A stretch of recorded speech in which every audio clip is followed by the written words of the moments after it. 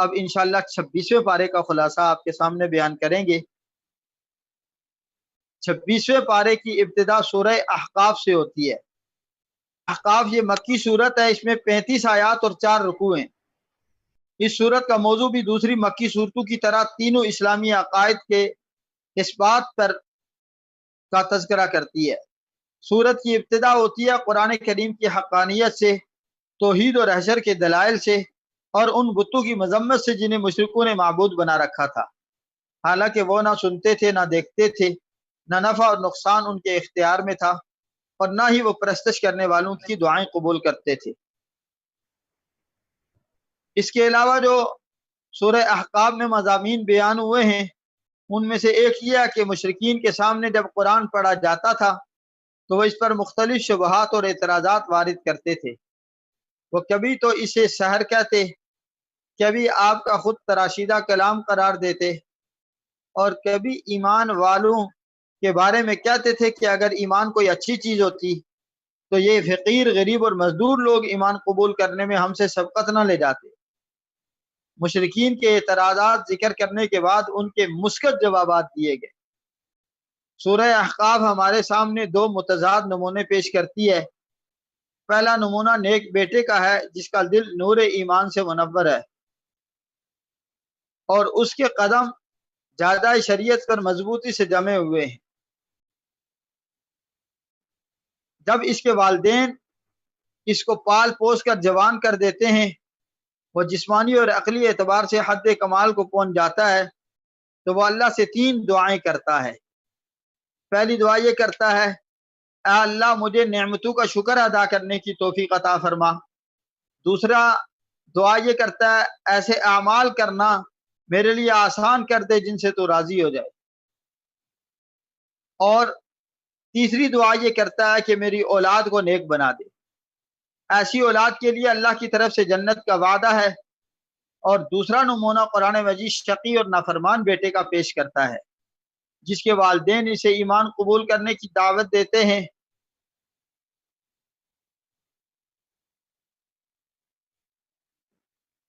ان دو متضاد نمونوں کا تذکرہ کرنے کے بعد سورہ احقاف قوم کا قصہ بیان کرتی ہے جنہوں نے حضرت ہود علیہ السلام کو جھٹلایا، جس کے نتیجے میں انہیں تباہ اور برباد کر دیا گیا۔ انہیں عذاب دینے کے لیے بادل بھیجا گیا، کیونکہ کئی دنوں سے شدید گرمی پڑ رہی تھی، اس لیے وہ بادل دیکھ کر خوش ہو گئے اور انہیں یقین آ گیا کہ آج تو موسلادھار بارش ہوگی۔ وہ خوشی کے مارے گھروں سے باہر نکل آئے۔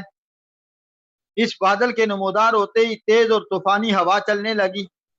قوم عاد کے لوگ بڑے قداور اور جسیم تھے۔ ہوا نے انہیں اپنے دوش اٹھایا اور فضا میں لے گئی۔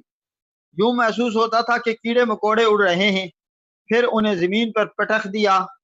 وہ زمین پر مردار پڑے یوں محسوس ہوتے تھے گویا کھجور کے کھوکھلے تنے پڑے ہوئے ہیں۔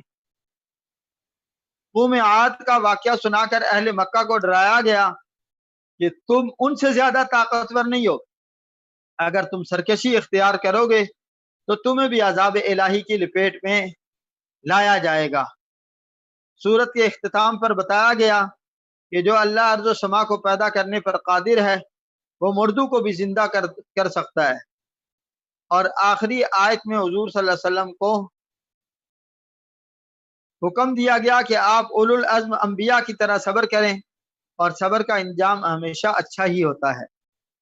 اس کے بعد سورہ محمد ہے، یہ مدنی صورت ہے، اس میں 38 آیات اور 4 رکوع ہیں۔ ہمارے آقا صلی اللہ علیہ وسلم کا اس میں گرامی قرآن کریم کی صرف 4 صورتوں میں مذکور ہے، آل عمران میں، احزاب میں، سورہ محمد میں اور سورہ فتح میں۔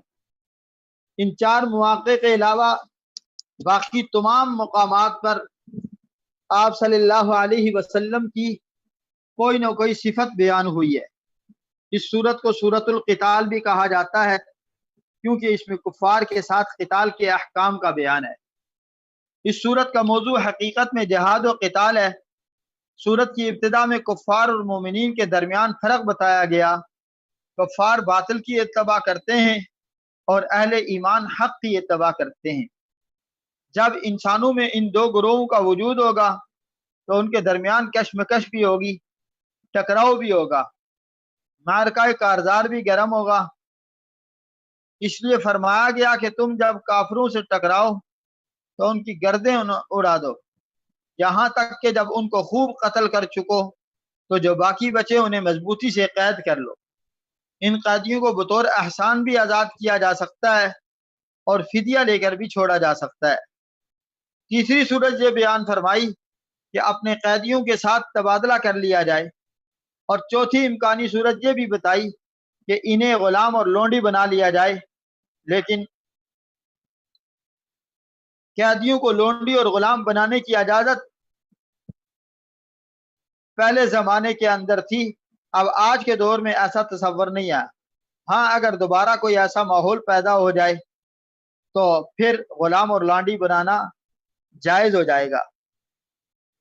جس وقت جنگی قیدیوں کو لونڈی اور غلام بنانے کی اجازت دی گئی، اس وقت پوری دنیا میں نہ صرف یہ کہ جنگی قیدیوں کو غلام بنا لینے کا رواج تھا، بلکہ ظالم لوگ ایسے آزاد انسانوں کو بھی غلام بنا لیتے تھے جن کا کوئی وارث یا طاقتور خاندان نہیں ہوتا تھا۔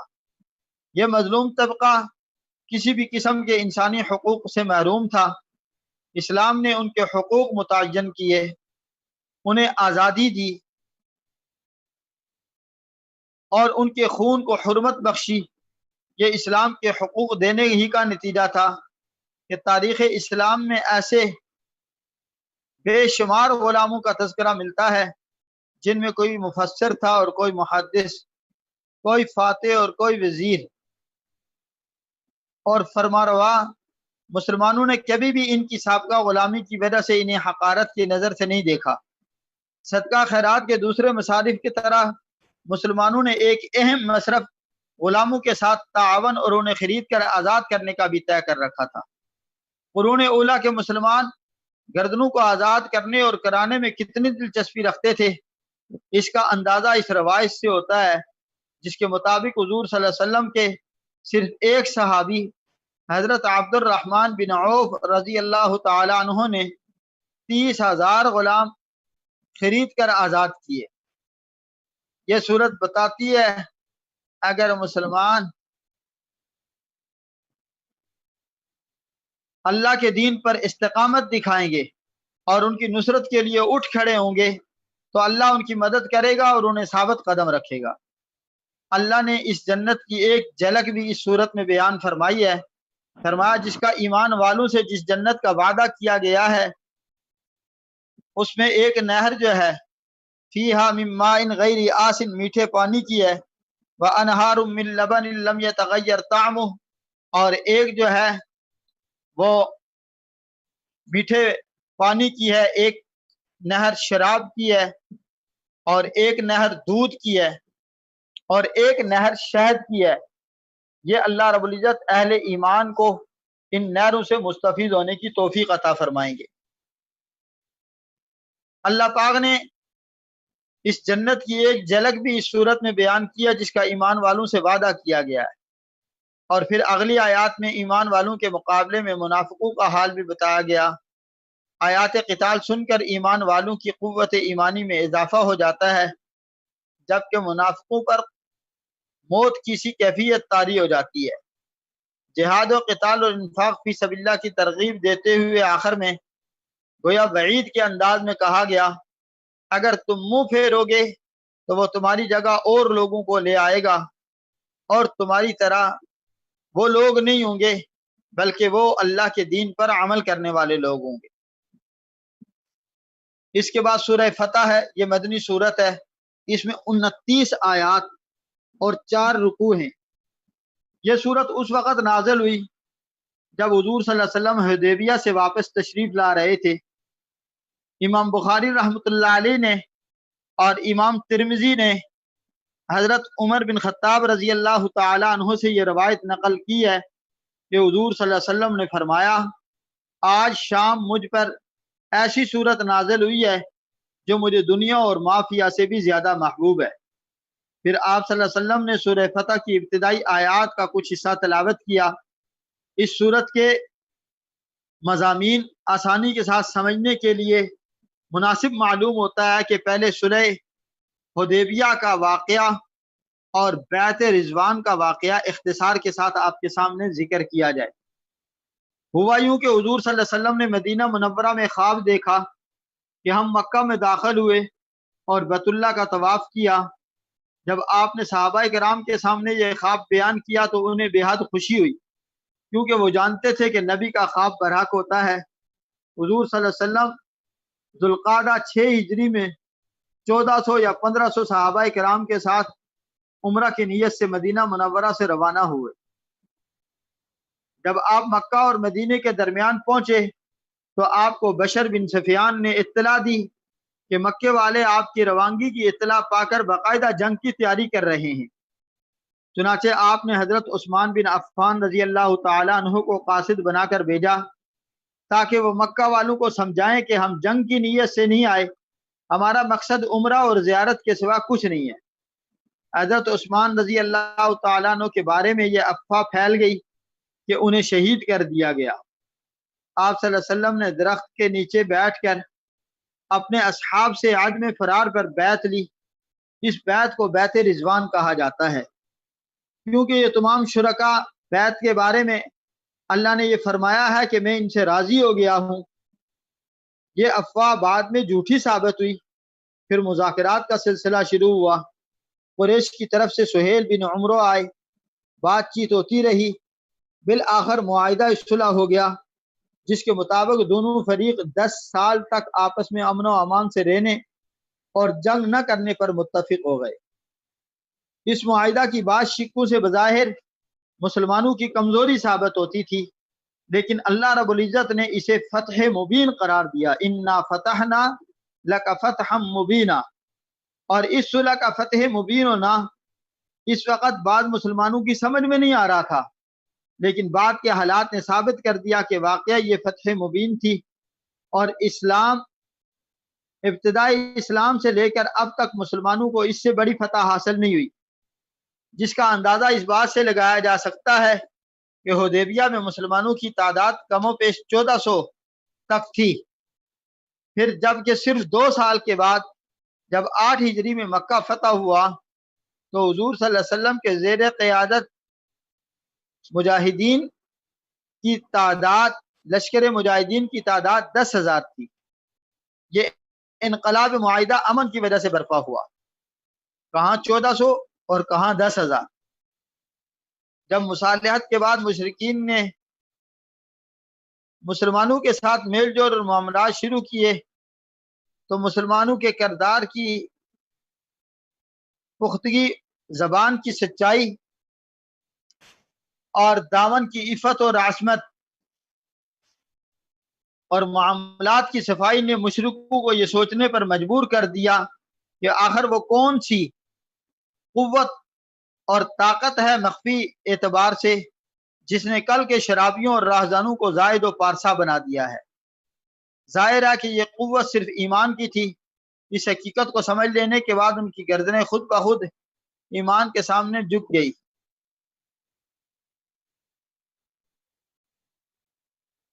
سورہ فتح اسی صلح حدیبیہ کے پس منظر میں نازل ہوئی، اس لیے اس میں ان واقعات کی طرف اشارے ملتے ہیں جن کا اس کے ساتھ تعلق اور مناسبت ہے۔ ابتدائی آیات میں نبی کریم صلی اللہ علیہ وسلم کو عظیم ترین فتح کی بشارت سنائی گئی، ایمان والوں کے ساتھ جنت کا وعدہ ہے اور کافروں اور منافقوں کے لیے وعید ہے۔ پھر یہ سورت 2 متضاد گروہوں کا تذکرہ کرتی ہے۔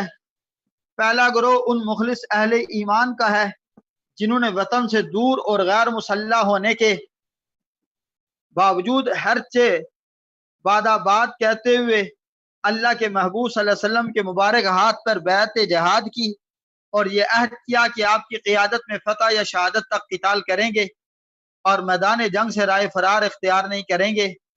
رب کریم کو ان کا یہ جذبہ بہت پسند آیا اور فرمایا جو لوگ تم سے بیعت کرتے ہیں وہ اللہ سے بیعت کرتے ہیں، اللہ کا ہاتھ ان کے ہاتھوں پر ہے۔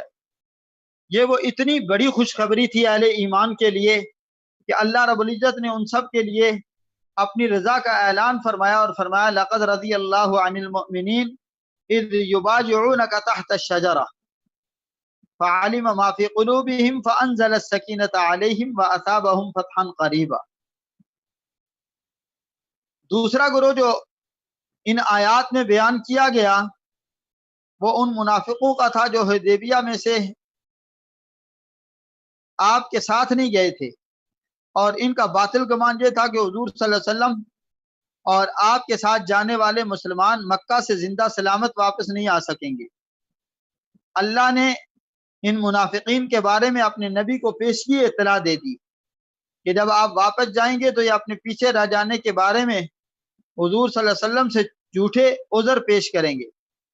سورہ فتح وہ خواب بھی بیان کرتی ہے جو حضور صلی اللہ علیہ وسلم نے مسجد حرام میں داخل ہونے کے بارے میں دیکھا تھا۔ اس صورت کے اختتام پر 3 امور بیان کیے گئے ہیں۔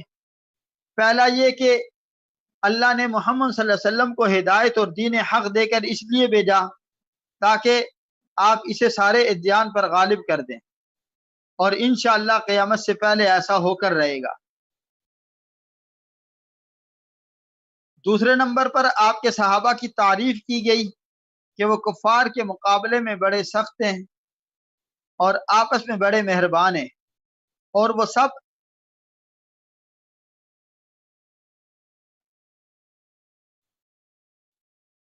سب رضا الہی کے طالب ہیں، اور آخر میں ان لوگوں کے ساتھ مغفرت اور اجر عظیم کا وعدہ کیا گیا ہے جو ایمان لائے اور نیک عمل کرتے رہے۔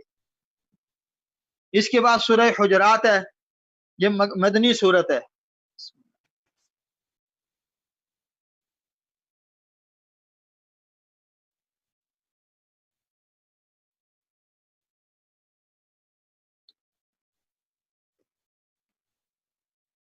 اس صورت کے اندر 18 آیات اور 2 رکوع ہیں۔ حجرات حجرہ کی جمع ہے، گھر اور کمرے کو کہتے ہیں، کیونکہ اس میں ان بدوؤں اور دیہاتیوں کا ذکر ہے جو ادب سے ناآشنا ہونے کی وجہ سے حضور صلی اللہ علیہ وسلم کو عوامی انداز میں کمرے کے باہر سے آوازیں دیا کرتے تھے، اس لیے اسے سورہ حجرات کہا جاتا ہے۔ کیونکہ اس صورت میں مکارم اخلاق بھی بیان ہوئے ہیں، اس لیے اس صورت کا ایک نام سورۃ الاخلاق والآداب بھی ہے۔ اس صورت میں اللہ تعالیٰ نے اہل ایمان کو 5 مرتبہ یا ایھا الذین آمنوا کہہ کر خطاب کیا۔ اس صورت کے اہم مضامین کو ترتیب کے ساتھ آپ کے سامنے بیان کیا جا رہا ہے۔ پہلی بات یہ بیان کی گئی، اس کی ابتدا میں اللہ اور اس کے رسول کا ادب بیان کیا گیا، وہ یہ کہ مومن کو چاہیے کہ جب تک اللہ اور اس کے رسول کے حکم نہ جان لے اپنی رائے اور فیصلے کا ہرگز اظہار نہ کرے، یونی عملی زندگی میں کتاب و سنت سے اعراض کرتے ہوئے اپنے فیصلے خود نہ کرے۔ اس سے اگلی آیت میں مسلمانوں کو حکم دیا گیا کہ وہ اللہ کے نبی سے خطاب کرتے ہوئے اپنی آواز پست رکھا کریں۔ یوں ہی آپ کا نام کنیت ذکر کیا کہ ایسا نہ پکارا کریں جیسے آپس میں ایک دوسرے کو پکارتے ہیں۔ اور یہ آیت جو ہے یا ایھا الذین آمنوا لا ترفعوا اصواتکم فوق صوت النبی ولا تجهروا له بالقول كجهر بعضكم لبعض ان تحبط اعمالكم وانتم لا تشعرون۔ یہ آپ جب روضہ رسول کے اوپر جائیں گے تو روضہ رسول کے اوپر والے جالیوں سے اوپر کے حصے میں یہ آیت آپ کو لکھی ہوئی نظر آئے گی، جس کا مطلب یہ ہے کہ بے انتہائی ادب کے ساتھ آہستہ آواز سے جب حضور صلی اللہ علیہ وسلم کی خدمت اقدس میں حاضری ہو، جب آپ کے روضہ رسول پر حاضر ہوں تو آہستہ آواز سے ادب کے ساتھ حضور صلی اللہ علیہ وسلم پر درود و سلام بھیجیں۔ اجتماعی اور معاشرتی آداب بھی اس سورہ مبارکہ کے اندر بیان کیے گئے ہیں۔ مسلمانوں کو تاکید کی گئی ہے کہ افواہوں پر کان مت دھرا کرو، اور اگر کوئی ایسا ویسا آدمی کوئی خبر تم تک پہنچائے تو اس کے بارے میں تحقیق کر لیا کرو۔ خبروں کے بارے میں تحقیق کا حکم دینے کے ساتھ ساتھ اصحاب رسول کو خطاب کرتے ہوئے ان کی تعریف بھی کی گئی کہ اے اللہ نے تمہارے دلوں میں ایمان کی محبت ڈال دی اور اس کی تمہارے دلوں میں سجا دیا، اور کفر اور گناہ اور نافرمانی سے تم کو بیزار کر دیا۔ اڑتی ہوئی افواہوں پر اعتماد بسا اوقات باہمی قتال و جدال کا تک پہنچا دیتا ہے۔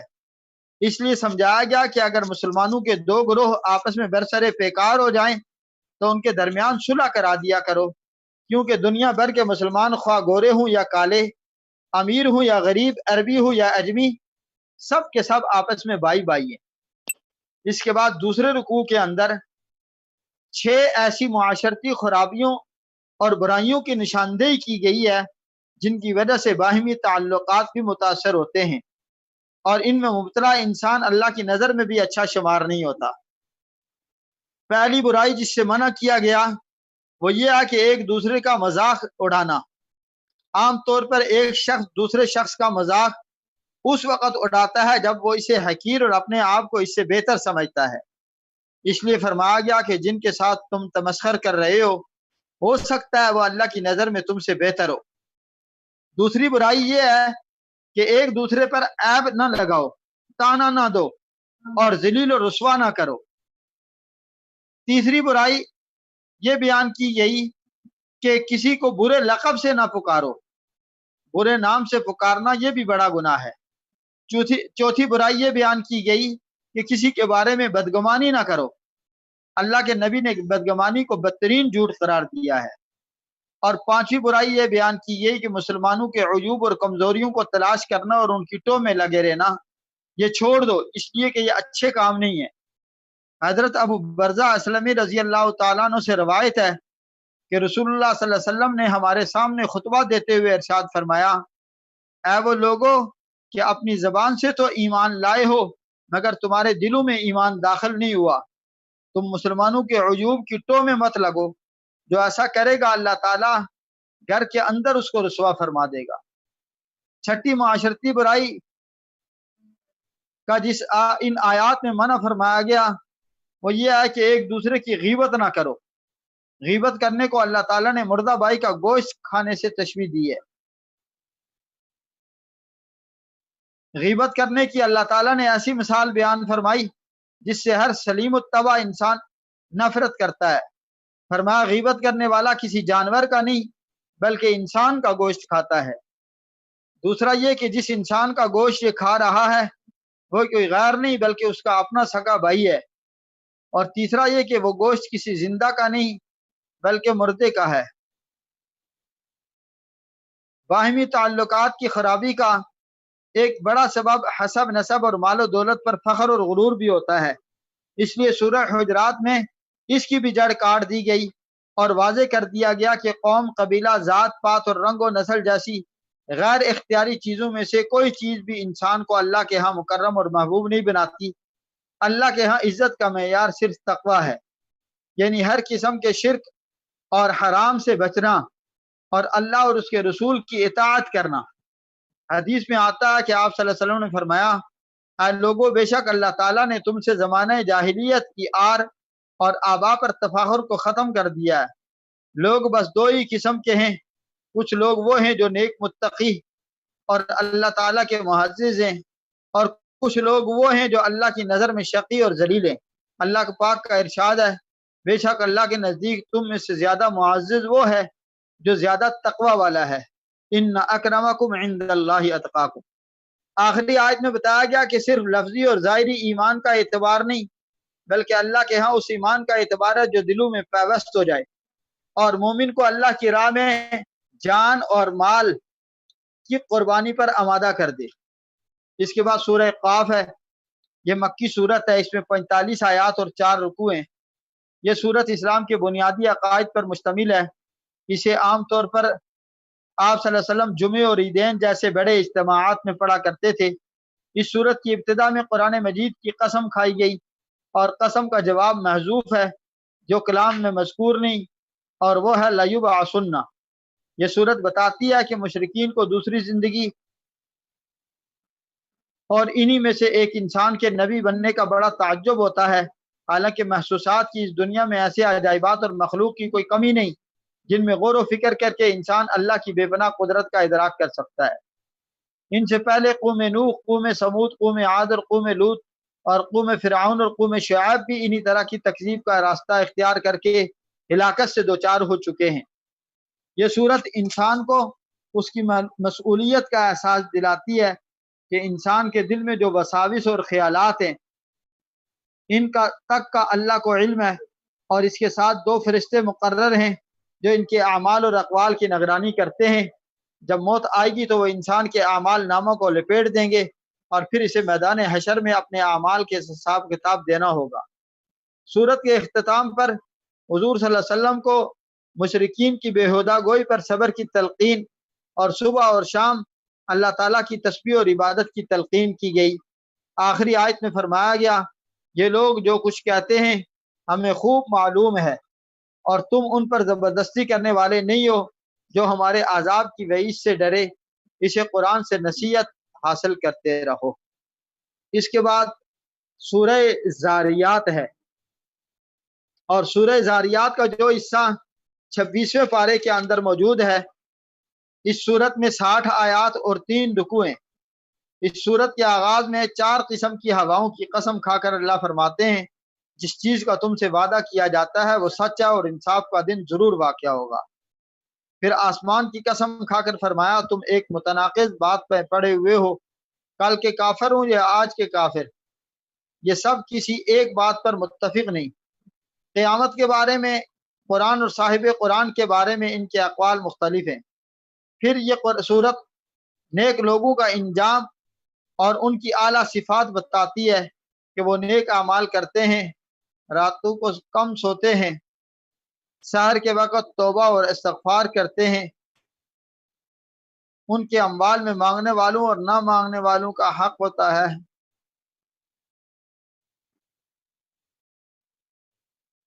اس کے بعد اگلی آیت میں اللہ رب العزت نے اپنی عظمت اور قدرت کے 3 دلائل ذکر فرمائے۔ پہلی نشانی زمین ہے۔ ارشاد ہوتا ہے زمین میں یقین کرنے والوں کے لیے بہت سی نشانیاں ہیں۔ زمین گول ہونے کے باوجود ایسے بچھا دی گئی ہے جیسے کوئی بچھونا بچھایا جاتا ہے۔ اس میں آنے جانے والوں کے لیے راستے ہیں، اس میں میدان بھی ہیں، پہاڑ بھی ہیں، سمندر بھی ہیں اور دریا بھی ہیں، گنگناتے چشمے بھی ہیں، اور لوہے، تانبے، سونا، چاندی، کوئلہ اور پٹرول جیسی خاموش معدنیات بھی۔ اس میں اللہ تعالیٰ نے وہ سب کچھ رکھ دیا ہے جس کی انسان کو زندگی میں گزارنے کے لیے ضرورت پیش آ سکتی ہے۔ دوسری نشانی یہ بتائی کہ خود انسان یہ ایک بڑی نشانی ہے جو کہ حقیقت میں عجائب میں سے سب سے بڑا عجوبہ ہے۔ کروڑوں اور اربوں انسانوں میں سے ہر ایک کی صورت، رنگ، چلنے اور نظر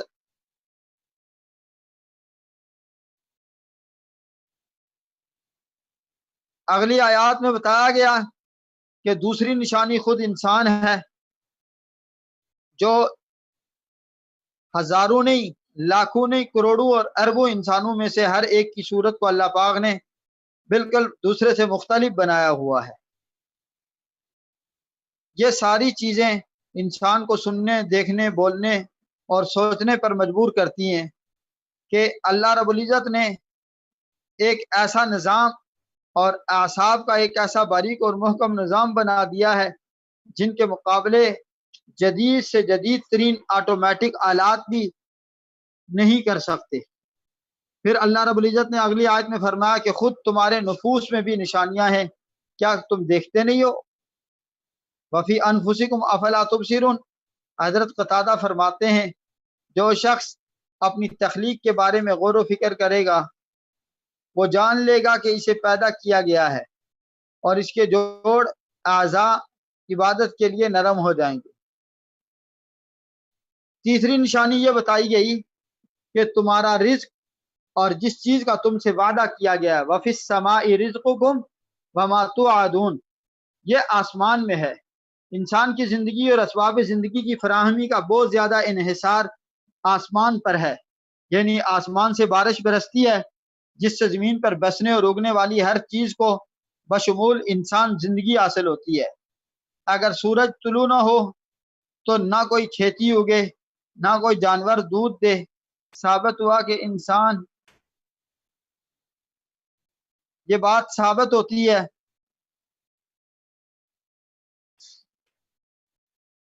کہ انسان کو اللہ رب العزت نے اپنا مقرب بنایا ہے اور انسان کا رزق کا زیادہ تر تعلق پانی کے ساتھ ہے۔ اگر سورج طلوع نہ ہو تو کوئی کھیتی نہ اگے۔ اللہ رب العزت نے سورج کی روشنی کو ہر چیز کے لیے لازمی قرار دے دیا ہے۔ اس 26ویں پارے کی آخری آیات میں ان فرشتوں کا ذکر ہے جو حضرت ابراہیم علیہ السلام کے پاس مہمانوں کی شکل میں آئے تھے۔ آپ نے انہیں انسان سمجھتے ہوئے اپنی کریمانہ عادت کے مطابق بچڑا ذبح کر کے فوراً کھانا تیار کیا اور ان کو پیش کیا تو انہوں نے کھانے سے اعراض کیا اور پھر بتا دیا کہ ہم فرشتے ہیں جو قوم لوط پر عذاب لینے کے لیے آئے ہیں۔ اس کے اوپر 26واں پارہ ختم ہوتا ہے اور پھر 27واں پارہ شروع ہوتا ہے۔